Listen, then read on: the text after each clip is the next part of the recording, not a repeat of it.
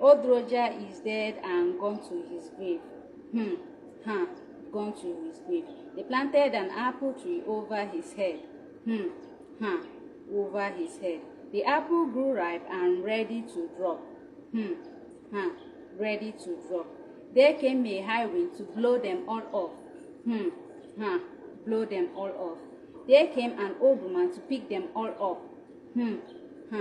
Pick them all up. Old Roger got up and gave her a knock. Gave her a knock.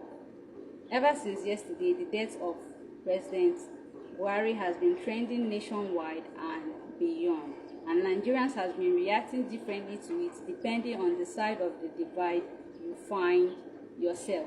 Today we'll be taking a look at reaction from Nigerians as regards Buhari's death, and also a message from President Goodluck Ebele Jonathan regarding this. And lastly, the conspiracy theory propagated by Nnamdi Kanu that Buhari died in 2017.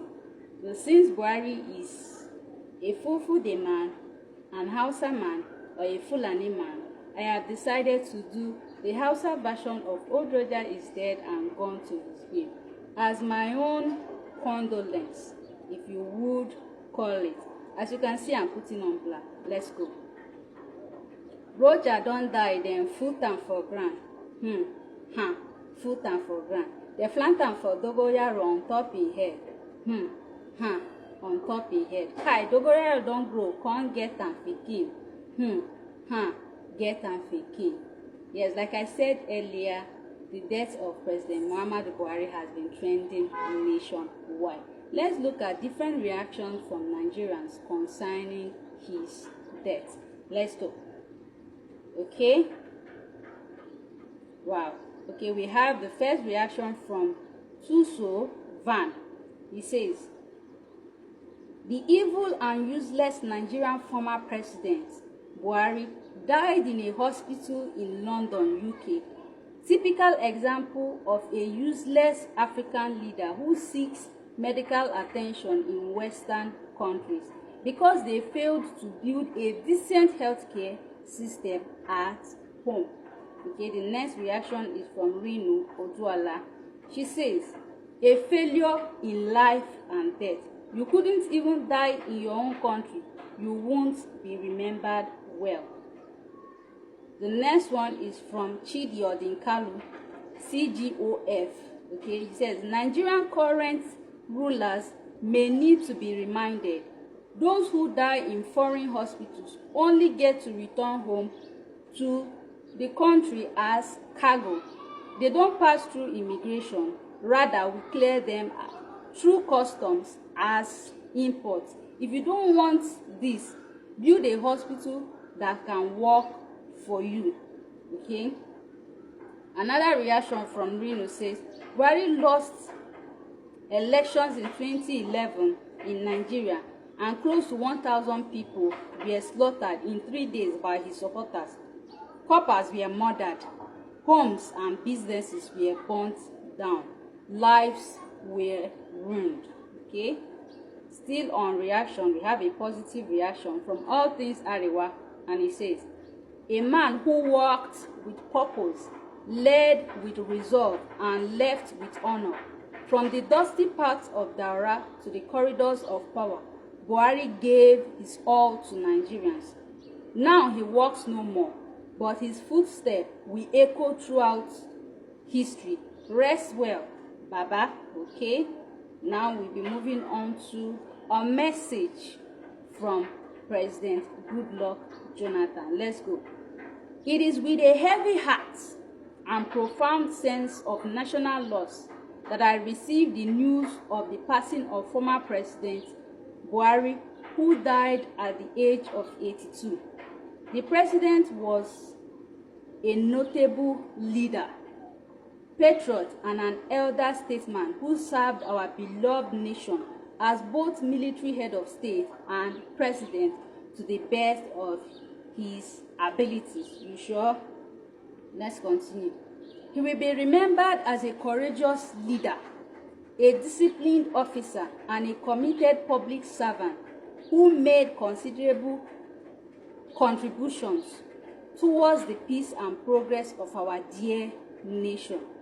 The late president was deeply admired across the strata of society for his decency, integrity, and exemplary life of service. As a leader, he was selfless in his commitment to his duty and served the country with character and a deep sense of patriotism.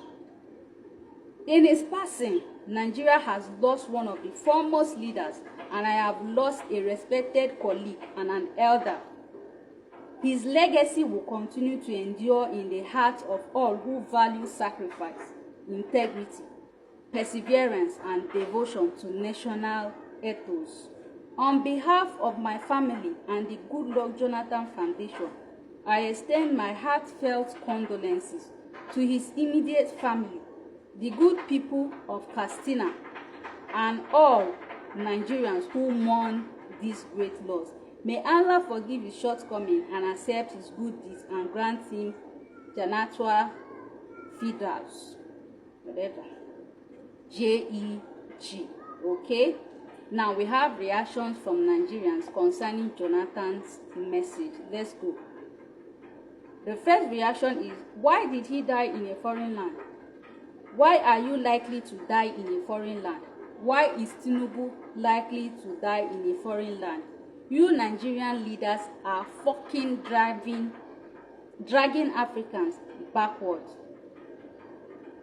The next one says, the good die young, sir.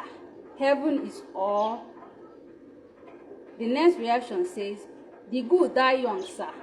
He is in heaven already. God knows all. The next reaction is, boo-boo that almost rendered all your efforts useless. Political correctness. The next reaction says, Nigeria did not lose anything, sir. We Nigerians will never forgive him. His death means nothing to us. Okay? Then the next reaction says, lo, our political elites are just the same. God help you people. Liars. The next reaction is, Oga, stop lying. And then the last, President Muhammadu Buhari was a notable leader. And this is reaction or what Jonathan said. Patriot and elder statesman who served our beloved nation as both a military head of state and president to the best of his abilities. His abilities as a civilian leader plunged our country into various recessions. Okay? And then we also have the fact that Nigerians are celebrating, particularly northern Nigerians are celebrating the death of Buhari as reported by different media outlets. Okay? Now, but let's take this reaction from Fares. He says, people are running around the streets of Kanu shouting Buhari is dead and celebrating. Even the South didn't do that. Wallahi, Arewa, we are facing a serious challenge. I'm not forgetting recently that Garba Shehu, the presidential spokesman to Buhari, recently came out to state that the story about rats invading Aso Rock was made up to distract Nigerians from the ailing health condition of President Muhammadu Buhari, giving allusion to the statement credited to Nnamdi Kanu that Buhari died in 2017.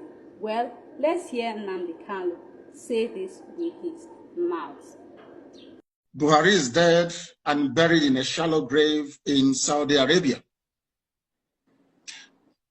Aisha Buhari was there. She came back from what they called a lesser Hajj. She was wearing black. She was mourning. If you look at the pictures that were circulated at that point in time, you will see the smug, or should I say, the forlorn faces of northern governors. A minute silence was held at the AU for a late Buhari. Even Her Britannic Majesty Queen Elizabeth II also penned a condolence message to the people of Nigeria before the cabal took over and asked her to rescind it, which she did.